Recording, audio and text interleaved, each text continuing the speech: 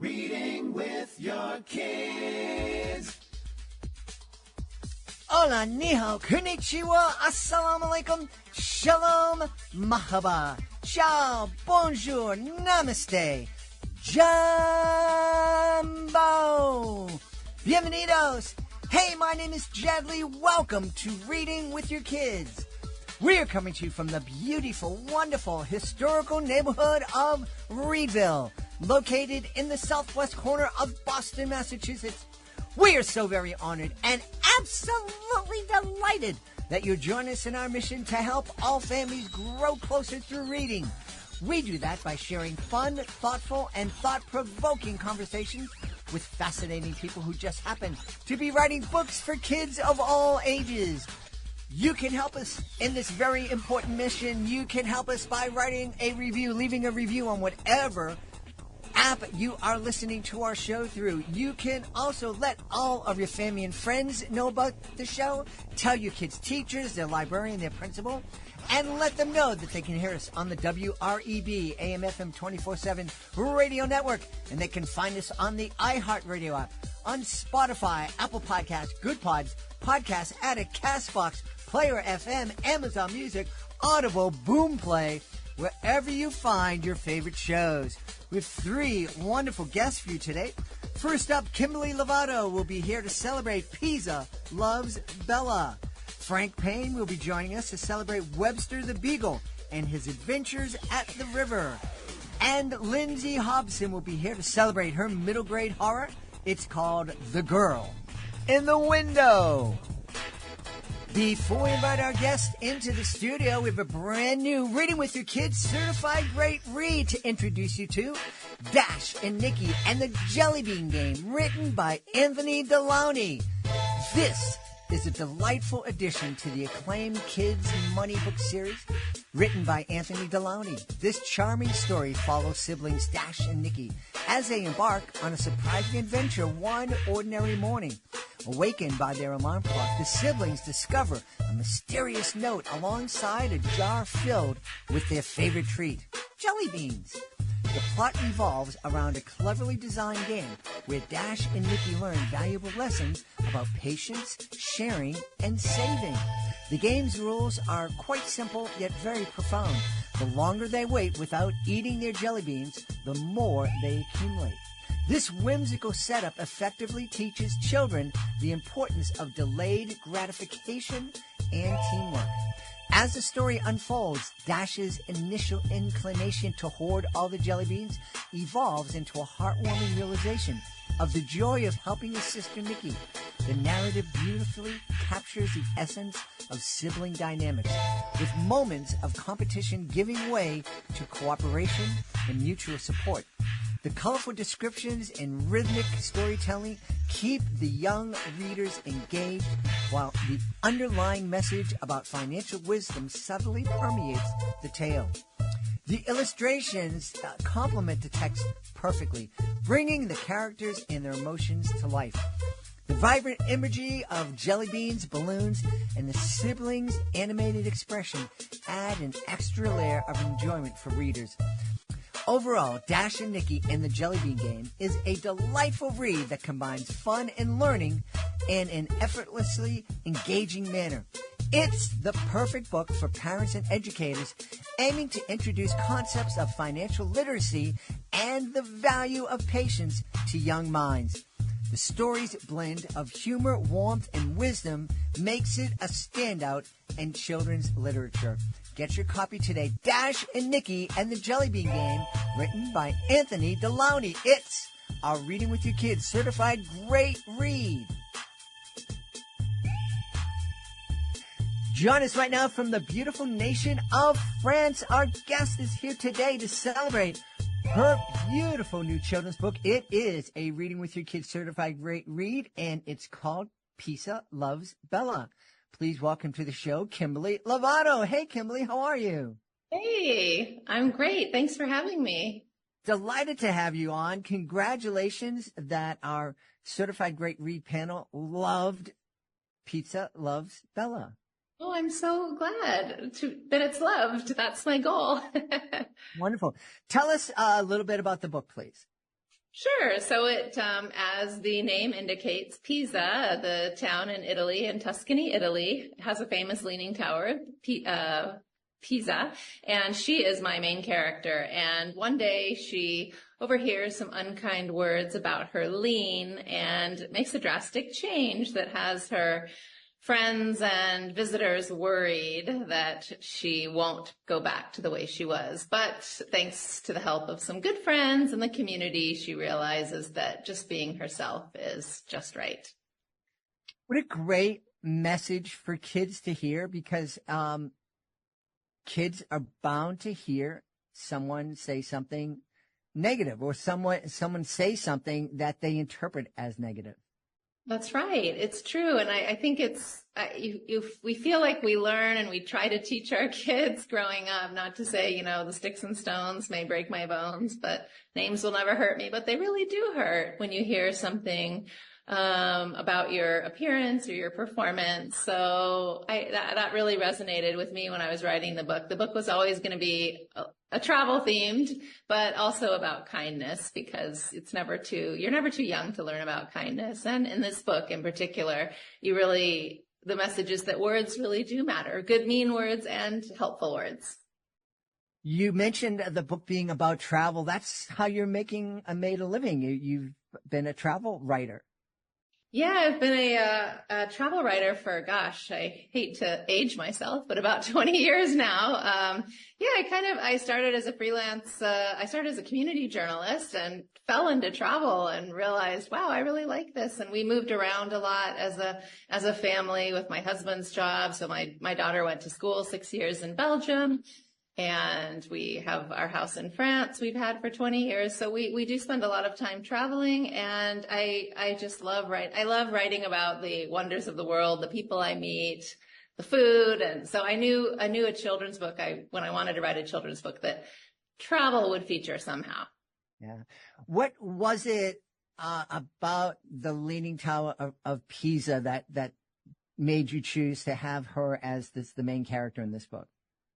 Well, I think it was pretty clear, something kids always make fun of and tease other children about is appearance. As growing up with red hair and freckles and very crooked teeth, believe me, I heard all the names too. So it was a very obvious landmark to me that, she's imperfect somehow in someone's eyes. But so it seemed like a good place to start. What would happen if the Leaning Tower straightened up, and why would she straighten up, and what would the world think, and how would she feel about that, and what would make her go back to just being herself? I mean, the whole world goes to see her just because of this characteristic, it's not a flaw.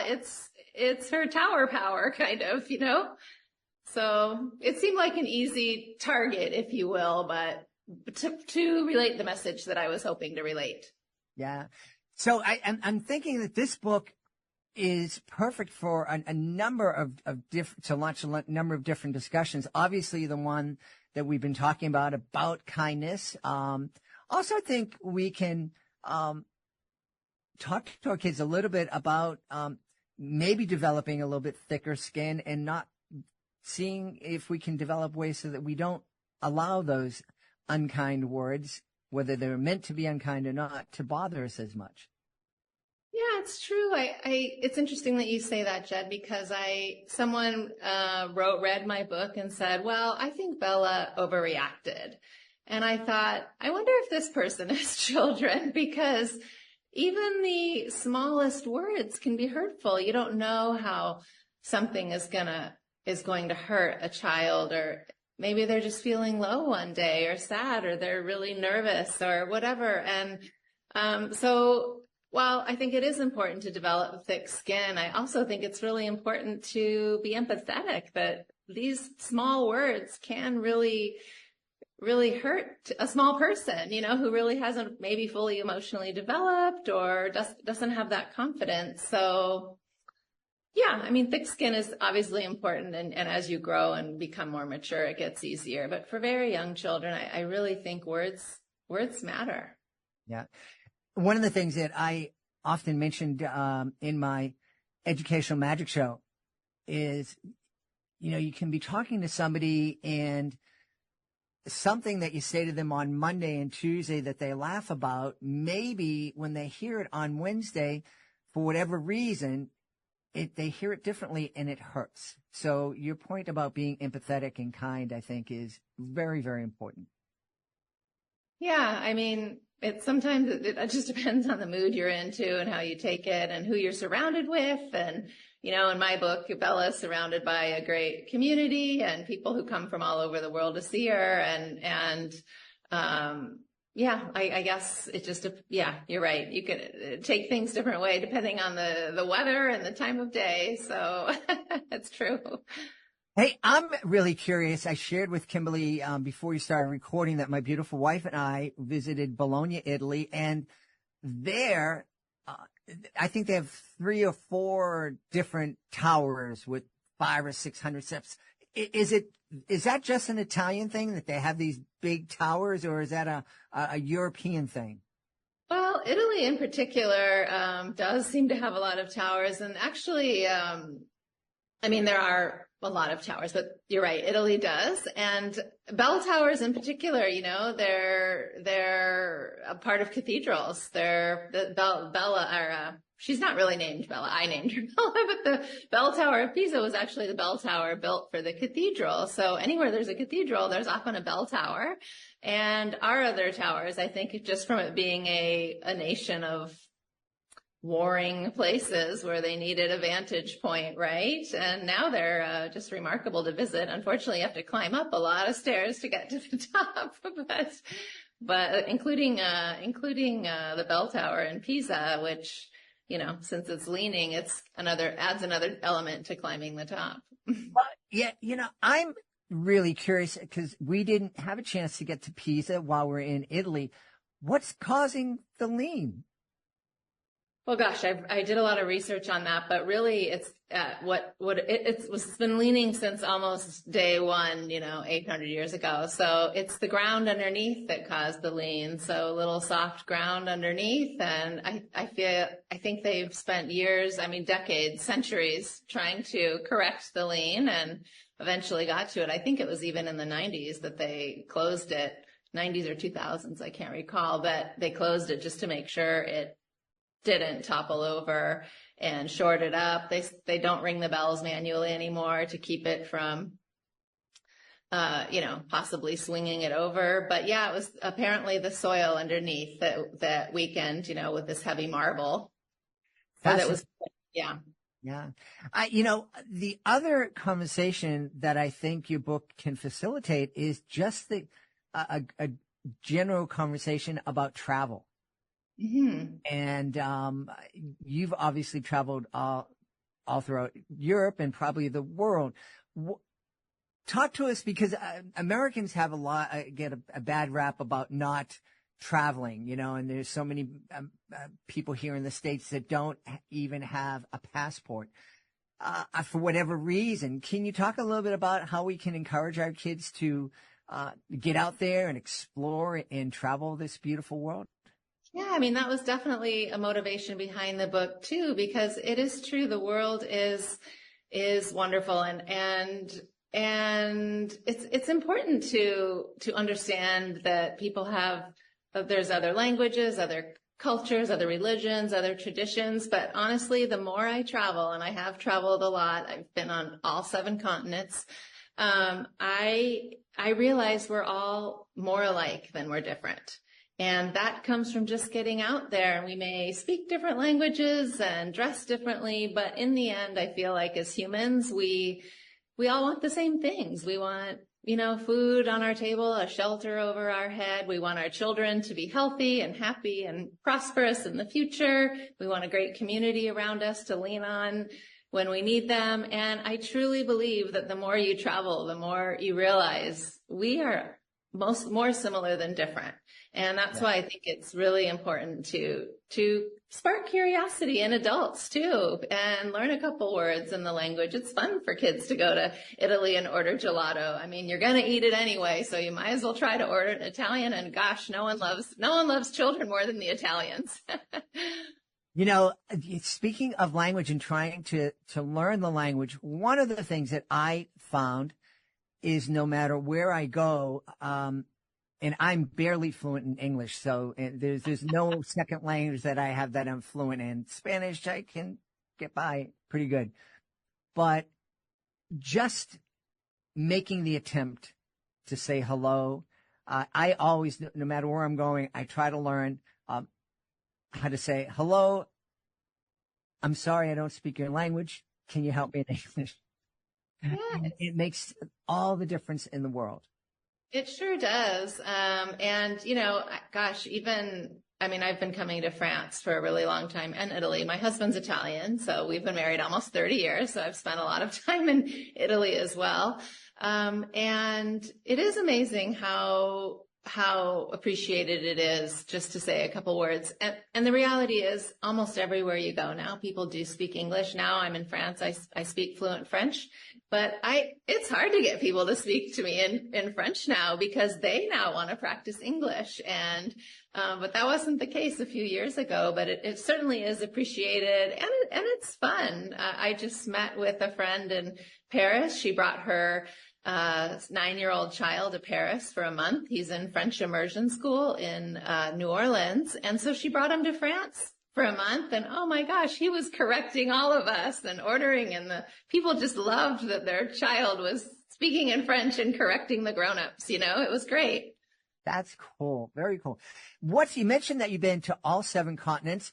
I like to brag that the podcast has been downloaded to every continent, including Antarctica. That's great.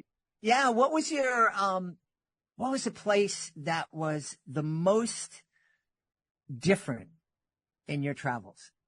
Well, you mentioned Antarctica, and that certainly was understandably so. I mean, it's a continent of ice that no one is a resident of, no one stakes claim to, no nationality stakes claim to. So that was, and it was so interesting because everywhere I go, I can do a little research and I know what to expect. There, I said, am I just going to see ice every day? Am I just going to see icebergs? And every day was just something different and wondrous. And so that was probably the most different place I went to. And I feel very privileged to have gotten the opportunity to do that for sure. It's a very popular destination right now, too.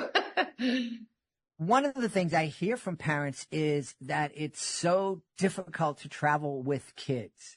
What kind of advice can you give families that are like, yeah, we'll travel, but I want to wait till my kid's in high school and then we'll travel then?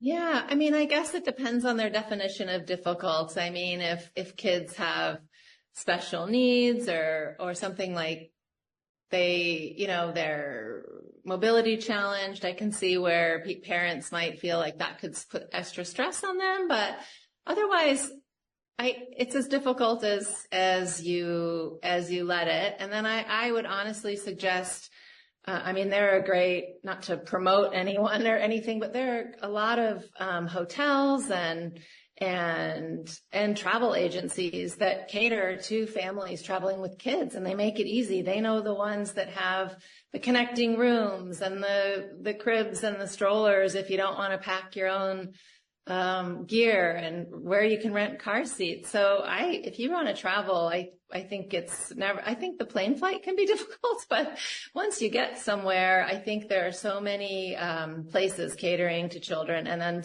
travel agencies that know the business and know the market inside and out and can tell you where to go and how to have a great trip. Yeah. For kids of all ages and stages, Now that Bella is out there and you've received this prestigious award from the Reading with Your Kids committee here, are there more children's books coming from your imagination? Well, the next one on my docket, and I'm hoping to finish it this summer while I'm in France, is the similar series, but with the Eiffel Tower as my main character. So that's the one I'm working on now. Hopefully my publisher likes it. So I've been working on that one for a while, but kind of put it aside to get Bella up and out into the world. Wonderful. We should tell people where they can go to find out more about you, find out more about Bella, and also where they can read some of your travel columns. Sure. I mean, everything is on my website at KimberlyLovato.com, and that's Kimberly with a L-E-Y at the end. And yeah, links to my books and links to all my articles are there. If people want to read where I've been and what I'm writing about, that's where they can go, and you can order the book through there as well. And there's an event schedule on there as well. Wonderful. We've had a great time speaking to the author of Pisa Loves Bella. It's a Reading with Your Kids certified great read, and our guest has been Kimberly Lovato. Kimberly, thanks so much for being with us. Oh, thanks for having me.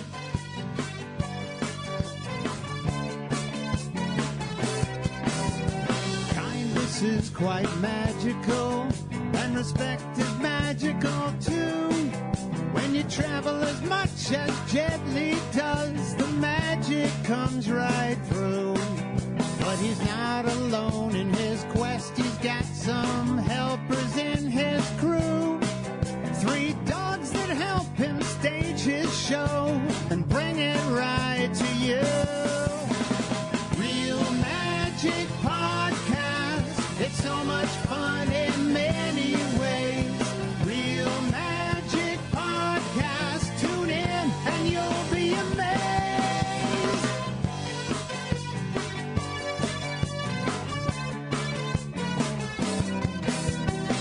Lee leads the charge as a magician and a bit of a clown.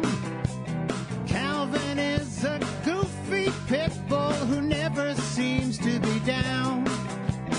Augie is a grumpy old beagle, or is he really a basset hound?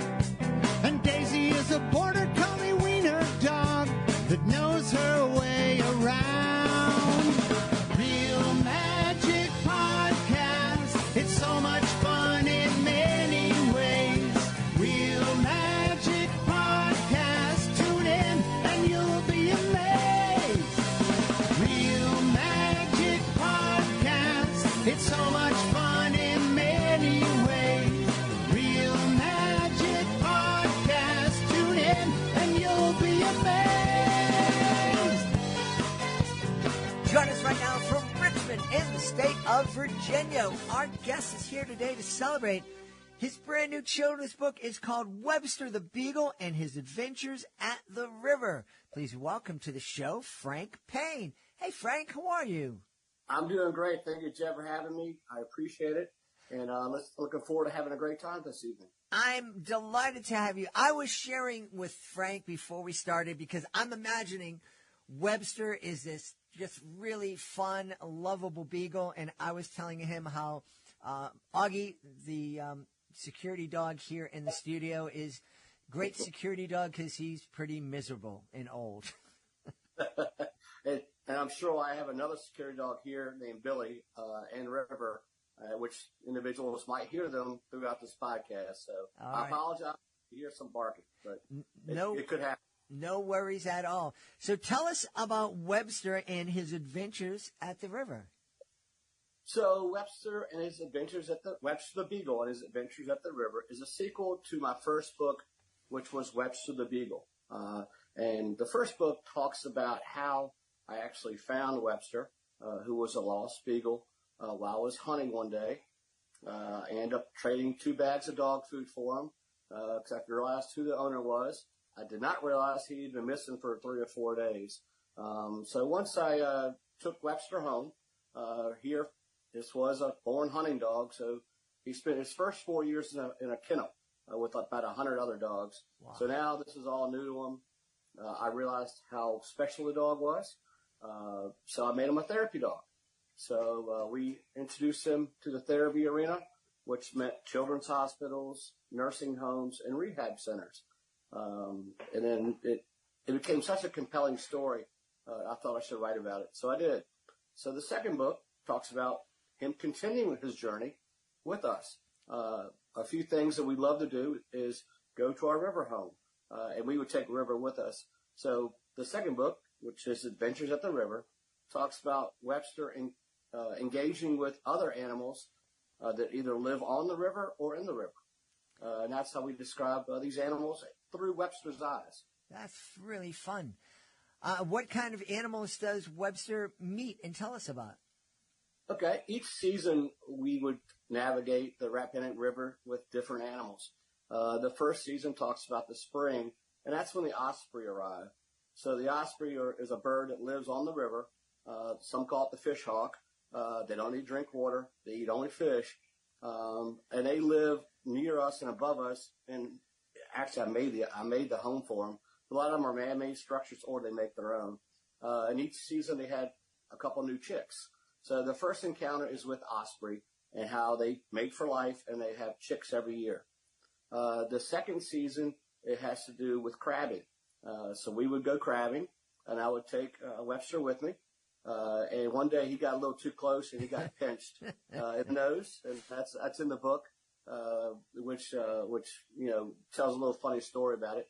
But then it gives some fun facts about the crabs. So each animal has a did you know concept to each of them. Uh-huh. So there's a quick, important little facts about each animal. The third one is oysters. That's something we enjoy doing. We oyster farm there at the river. So we raise our own oysters, and Webster would come with me in the pier as I would oyster. And then it has some fun facts about oysters, like one oyster can basically filter 50 gallons of water a day, just one oyster. Wow. So just little fun facts for the kids, or did you knows. And also the last one has to do with rockfish. I would take them with me rock fishing in the boat. I would be out there fishing all day. And then it gives more fun facts about the rockfish. So each animal has a fun fact or did you know to it that I think the kids will enjoy. So the first book tells more of a story, while the second book talks more of an educational as far as fun facts about animals that live either on or in the river. All right, so you have to educate me. How do you farm for oysters? So that all starts with buying spat, and spat are little seeds. They're about the size of the tip of your finger, and we buy them by the thousands. So we start them out in called stage 1 bags. So you load up the oysters in bags, and you drop them into called a tailor float. This tailor float is tied to your pier and is floating above the water with a cage in the bottom of it. So you lay the oysters flat out in your first bag. The first bag allows enough water to get into the seeds, but it makes the seeds stay in the bag. So it has to be enough just to get water in, but not let the seeds out. So it's small in nature as far as the holes, but enough water can get in. Uh-huh. So as the oysters grow, you go to a different bag. That's called a stage 2 bag. So the stage 2 bag allows a little bit more water in because the oysters are a little bit bigger now. It allows them to grow faster too.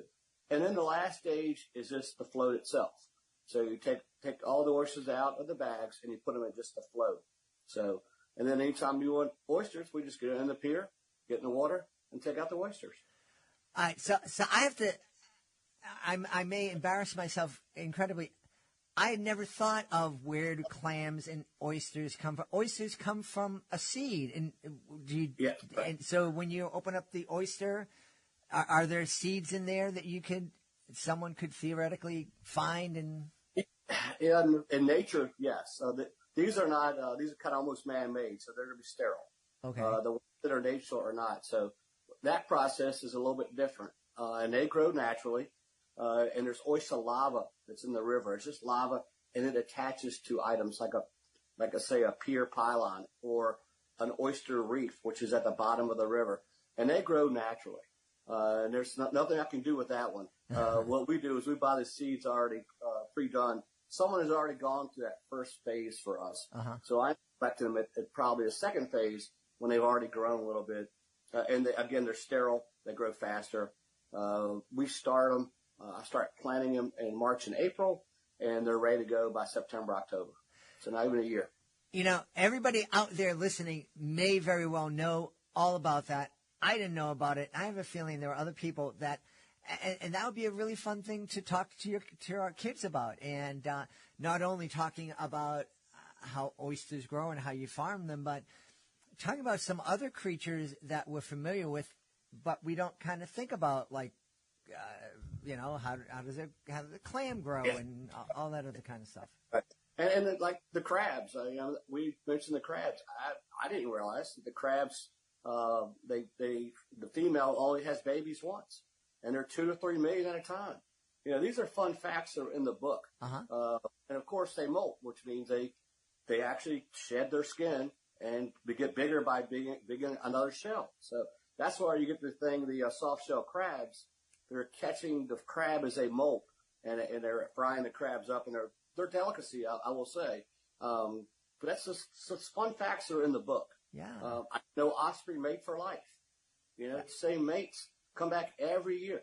So the same female and male come back to my nest every year and have kids every year. Wow. And usually there's 2, and we get to watch them grow in the pier. So I thought these are fascinating animals that I encountered every day at the river and with Webster. And I thought seeing these animals through his eyes and how he engaged with them would be a fun way to write another children's book. Yeah, really fun. That is fascinating. I'm amazed at birds. I've mentioned here on the podcast in the past, we live within the city of Boston, but my property right adjacent to it is a wildlife sanctuary, mainly for birds. And our home is a rest stop on a migratory trail. So twice a year, once in the spring, once in the fall, our backyard is filled with thousands and thousands of birds taking a little rest. And it's just amazing that these creatures with such tiny brains are able to navigate huge distances and then find their way back to your spot. Yeah, absolutely. And, I don't know if you've had a chance to read the book, but the fun facts are told with great illustrations. And it makes it engaging for the kids. Yeah. And I think it's something that when they read it, they'll kind of, engage with it because they can relate to these fun little pictures that are going with it. So hopefully the kids and the adults learn some fun facts when they read the book. Now, you shared with me before we started working that you're a businessman, you have a day job, and obviously you're busy enjoying the nature and being outdoors and being at your beautiful river home. What was it that inspired you to take the extra effort and time and investment to create a children's book? The fact that Webster can live forever through the books. Webster totally inspired me. Yes, I am not an author, nor will I try to be one. And there's some really good children's authors out there. And I just write what comes to me. And I have help with Romney Vasquez and his great illustrations. But yes, I'm a businessman. I'm a part owner in a traffic control company here in Richmond, Virginia. And when Webster passed away, I thought it'd be a fun way to keep his giving, because to me, Webster gave when he's a therapy dog, he gave to the community. He was helping these individuals. I saw it. I believed it. So this is a way for us to give back to the community even more by donating all proceeds from both books go to charities. It has to be either dog or kid related. He spent a lot of time at the Children's Hospital. So that's one of our focuses for sure, as well as local SPCAs. There's a couple organizations here, RAC in Richmond, that's great. We also have a Webster the Beagle team in Richmond County, Virginia, that does great. They seem to have winning records and undefeated a few years and have won a championship now a few years in a row. Awesome. So it's always good to go there and see baseball at its purest, by the way, did you know? And then see these kids with the Webster the Beagle on the back of their shirts. So to me, that makes me enjoy what I'm doing. That's awesome. Talk, please, a little bit about Webster's experience as a therapy dog. What kind of things did he do as a therapy dog? Well, we first started, I believe it was Dogs on Call, and you have to go through a process to have the dog trained to be a therapy dog, to get a card. It's not just something you can go online and get. So we had to go to a few classes, and he was just a natural. I mean, if there's ever going to be a therapy dog in this world, it was this one. As you know, if I told you earlier, I have two other dogs, a beagle and a lab, who are easily could be therapy dogs, but not really. It was not the easiest thing to do. And he had the temperament and the size to be a a great therapy dog. We first started going to rehab centers. So people that were rehabbing, but they had to stay long periods of time, were in rooms, and we'd go by and see them in the rooms, and then spend some time with them. He was able to get up on the bed with them, which meant the world to them. And then we went to elderly homes. We did a lot of shows. I dressed them up. In the first book, you'll see some pictures that I dressed him up as a lobster one time, and I made him into a cool guy. He had sunglasses and shades. I mean, he was just a great, easy dog to deal with. And then what we found our calling was taking him over to the children's hospital. They just built a new tower here, so we went to the 7th floor at MCV, and we spent a lot of time with the kids. They had a whole wing, and we went around to all the rooms. They'd send me back pictures and colorations of Webster. So he changed me too. So, yeah. I mean, the dog changed. I changed him. I grabbed him. I said, I told him, when I picked him up, I had the kennel on, and believe me, he smelled. I was like, I'm going to change your life forever. And I was like, man, he changed mine. Yeah. So it's funny what dogs can do. And I give speeches to kids, about what could inspire you to do something in your life. It could be your teacher. It could be your, bus driver. It could be your father, your mother. The dog inspired me. Yeah. I was inspired by a dog. So. Well, that's a pretty cool story. I love that. I love that Webster is living on, that new generations are going to get to meet him. And I love the fact that Webster's story and Webster's history of helping people is going to continue through the charity work that you're donating to. Absolutely. That's why we still do it. Yeah. Couldn't believe I wrote a second one, and people are asking about a third one, and I don't know. Maybe Billy, my newest rescue dog, will be added in the series. He has mentioned at the end of the book. River is in there also, which is my lab. So I don't know. It's wherever it comes to me. That's wonderful. So I wrote the first one 6 years ago, so I hope I don't have to wait 6 years for another third one. So we'll see. Hey, Frank, where can we go to find out more about Webster the Beagle and his adventures at the river, and more about you? We have a website going, websterthebeagle.com is being redone now. Barnes & Noble and Amazon have the books. It's already received 2 5-star reviews from Reader's Favorite Review and Literary Titan. We also won a Mom's Choice Gold Award for Webster the Beagle, the first one. Awesome. So that was unexpected. So very nice to be recognized by these organizations for the book's excellence. And Romney Vasquez, his illustrations are phenomenal. So if you're looking for a good children's color book with information, please, try Webster the Beagle and his adventures at the river, or Webster the Beagle. That's the first one. Awesome. We've had a great time speaking to the author of Webster the Beagle and his adventures at the river. Our guest has been Frank Payne. Frank, thanks so much for being with us. Thank you for having me. I appreciate it. Thanks, Jeff. Are you looking for a creative way to bond with your kids? Let me tell you all about Drawing with Your Kids, the ultimate destination for artistic adventures. Join us as we dive into the wonderful world of children's books with renowned illustrators guiding you step by step. From beloved characters to whimsical scenes, unleash your imagination and create cherished memories together. Whether you're a seasoned artist or just picking up a pencil, there's something for everyone at Drawing with Your Kids. Please visit our website, readingwithyourkids.com, and click on the Drawing with Your Kids link at the top of the page and let the creativity flow.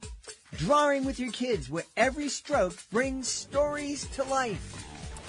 Hey there, families! Are you looking for an exciting way to bond and learn together? Look no further than our STEM is Family Fun video series. Join us as we explore the fascinating world of STEM through hands-on activities right in your own home. Our series features lessons from experts at renowned institutions like the San Diego Children's Discovery Museum, the National Children's Museum in Washington, D.C., and Children's Museum Houston. From making homemade rainbow bridges to creating an oboe out of a straw, there's something for everyone in the family to enjoy. So grab your lab coats and get ready for an adventure. Go to readingwithyourkids.com and click on the STEM is Family Fun link at the top of the page and let the learning and laughter begin. STEM is Family Fun, where learning and bonding go hand in hand. Join us right now from the beautiful state of Missouri. Our guest is here today to celebrate her spooky middle grade novel. It's called The Girl in the Window. Please welcome to the show the girl that's in my window here on Zoom, Lindsay Hobson. Hey, Lindsay, how are you? Hey, I'm great. Thanks for having me. Delighted to have you on. Lindsay told me that she's down in the Ozarks, and she looks like she's sitting outside in a rocking chair, and it looks perfect. And Yes. when the sun set, I'm guessing it's a perfect setting for a horror story. It is. Tell us about The Girl in the Window, please. Well, this is my debut middle grade novel. It's a spooky mystery, but it has a lot of heart, a lot of friendships and sibling, relationships, and it's kind of light on the spooky side, more of the mystery, and it's definitely got some frightening elements. So tell us, who are we going to meet in this, and who is that girl in the window? Well, the main character is Izzy Gordon. She's 12 years old, and she loves softball, which gets her in a lot of trouble. The inciting incident is her smashing a home run ball through the window of creepy Mr. Johnson's house. So then she has to find a way to retrieve the ball and pay for the window by doing chores, and that's how she encounters the girl in the window. Wow. We've talked a lot here on the podcast about the fact that kids in this middle grade age group, how much they love spooky stories. And everybody who writes in this genre has their own idea as to why kids like these spooky stories. What about you? Why do you think these 10, 11, 12-year-olds love spooky stories so much? I love spooky stories when I was that age. We grew up in the R.L. Stine, Goosebumps, Are You Afraid of the Dark era. And it's exciting. It's thrilling, but also it kind of makes you feel brave. Mm-hmm. If you make it through the spooky story. Well, that's, kind of what we've talked about, that kids love to be scared in a safe way. And it also kind of gives them a chance to imagine how they might react and how they might problem solve if they're facing Right. their own spooky real life story. Yeah. Yeah. Izzy, one of the characters in the book tries to be brave. He's not so much brave, but Izzy's got enough bravery for everybody. Is Izzy based on anybody in your life? No, I have a daughter that's 12, so loosely on her. She plays travel softball. Actually, a giant portion of the book was written at softball practice. I didn't play myself, but she's brave, and yeah, it's loosely based on her. I would try to kind of get in her mind, how would she react, how I thought she might react to certain situations. And one of my daughter's strengths is that she's a good friend, and Izzy's definitely a good friend. What, that must feel great for you to be able to say, my daughter's a great friend. What a super trait to Yeah. for a kid to have. Yep. I'm proud of her. Yeah. Tell me, you mentioned that you loved spooky stories when you were that age. Do you still like spooky stories? I do, which I've been reading a lot of middle grade lately. I love Lindsay Curry, and I like, Mary Downing Hahn's always a classic. But yeah, I don't think I've read a whole lot of adult ghost stories lately, but I've definitely picked up some middle grade ones. I've said this on the podcast in the past. I loved middle school, high school, early 20s, late 20s. I loved horror stories. I started reading, there was a New England-based author, Edward Rowe Snow, who wrote New England ghost stories. And he based his fiction stories on a lot of kind of classic stories that they were supposed to be real. And then I graduated to Stephen King and Anne Rice. And I love those stories. I would devour those stories. I still look back and I can't believe I read The Stand, which I think is 89,000 words. But Yeah, that's huge. the day my son was born, I was in the middle of an Anne Rice novel, and I was really into it. And then he came into the world. And when things finally settled down a couple of days later and it was time for me to go back to my reading, I picked up the book and I said, nope, I don't want to go back into this spooky world. And didn't pick up another spooky book for years. In fact, it was not until I was riding cross country that I listened to a Stephen King novel. And that was fun, but I still haven't picked up another. It's a different perspective once he was born. Well, it really was, because it was, when it was just make believe, it was kind of fun to imagine these things and mysteries and all this other stuff. And I knew it was fiction and it couldn't happen. But once he came into the world, it was like, I don't think I want to think about this stuff. Yeah. And then I watched Barney for 5 years. So I don't know which was a bigger horror. Good point. Yeah. Tell me what inspired. I know Izzy was inspired by your daughter, but what inspired this story? This story was written. It didn't really have an outline. I just kind of pants the whole thing, and it just kind of fell together.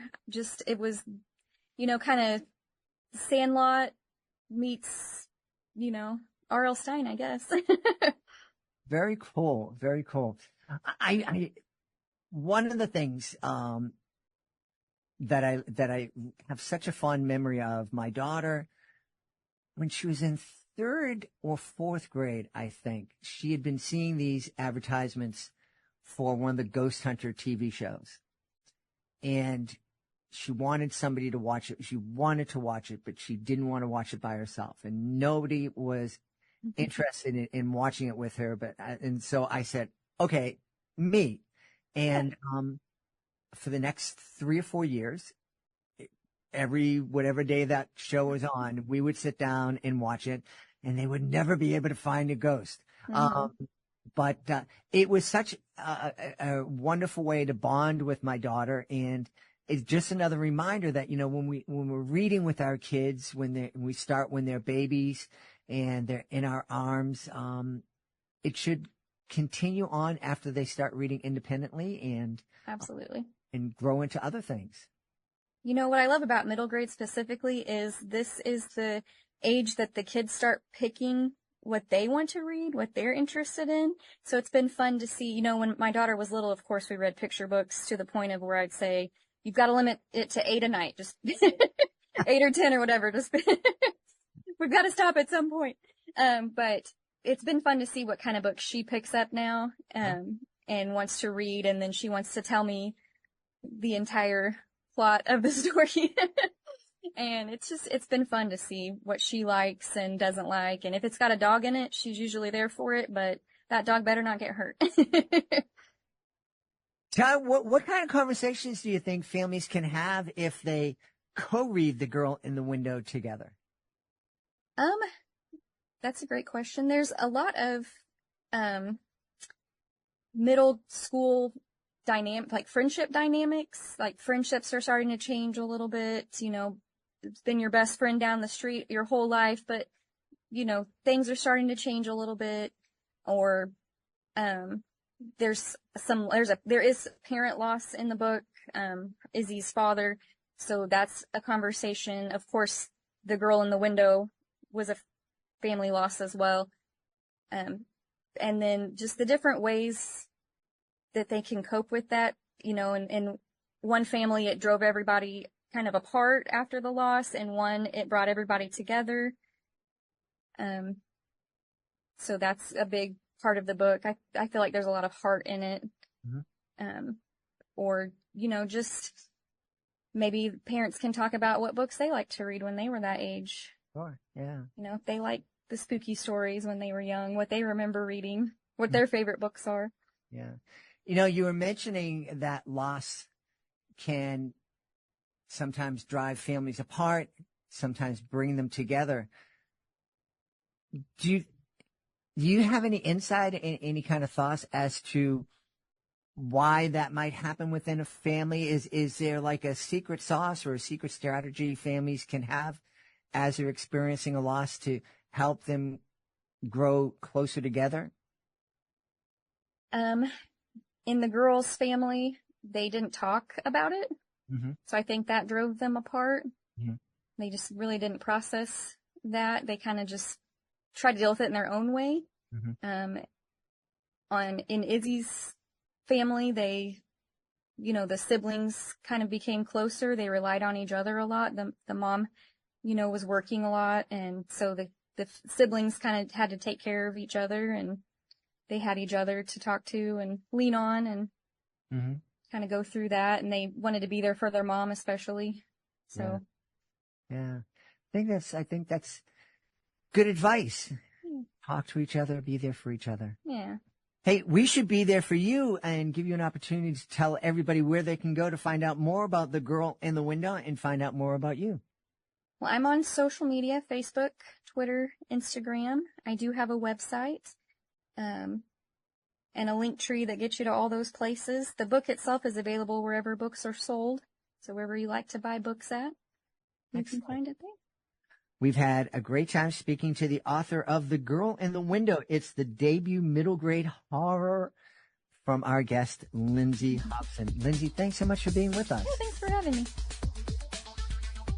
We hope you've enjoyed this episode of Reading with Your Kids and hope that it inspired you to be sure to listen to the next episode of the show, and also to go back into our archives and download any one or all of the 2,000 plus episodes of Reading with Your Kids that are out there. It's incredible. 2,000 episodes. It's amazing. I'm having so much fun producing this content for you, and I am having so much fun preparing new content, new shows that are going to be coming your way. You heard a little preview of Real Magic, a great podcast for kids that will be coming out later this fall. We also hope you'll follow us on social media, facebook.com/Reading with Your Kids, at Reading with Your Kids on Instagram, and at Jedley Magic on Twitter. We have a great YouTube channel we'd hope you would check out, youtube.com/Reading with Your Kids. You can find our Drawing with Your Kids and Stimmons Family Fun videos on our YouTube channel. You can also find past episodes of the show. You can find this episode of the show. You can also visit our website, readingwithyourkids.com. If you download our blog or visit our blog, you can read the full review of Dash and Nikki and the Jellybean Game, our latest Reading with Your Kids Certified Great Read. You can also visit our Reading with Your Kids Certified Great Read Wall of Fame. If you are looking for a new book to add to your family library, that is the place to go. There's some amazing books on our Reading with Your Kids Certified Great Read Wall of Fame. Hey, if you're an author, please be sure to click the Authors Click Here button at the top of readingwithyourkids.com. That way you can find out how you can be a guest here on the show. Being a guest, it's fun, it's easy, and it gives you the chance to tell thousands of Kidlit fans all about your fantastic children's book. Oh, and did I mention it doesn't cost a thing to be a guest on the show? That's right, it's absolutely free. You can also find out about our very affordable and very effective promotional services. I want to thank the folks who made today's show so wonderful. Of course, I want to start by thanking our guests, Kimberly Lovato, Frank Payne, Lindsay Hobson. I want to thank my amazing team, starting with Fatima Khan, Rory Grady, Chris Doherty, Julie Hu, Stella Sheree, Hannibal Sanz, Alyssa Montiero, Julia Lippman, Devin Hill, Riley Oluwu. I want to thank my beautiful wife for all the support she gives me. I want to thank Chris Hardy for giving us that preview of Real Magic. Most of all, we all want to thank you. Thank you so much for taking the time to join us today, and as always, thank you so very much. taking the time to make the world a better place. And you do that every time you read with your kids. I'll be looking for you in the next episode of Reading with Your Kids.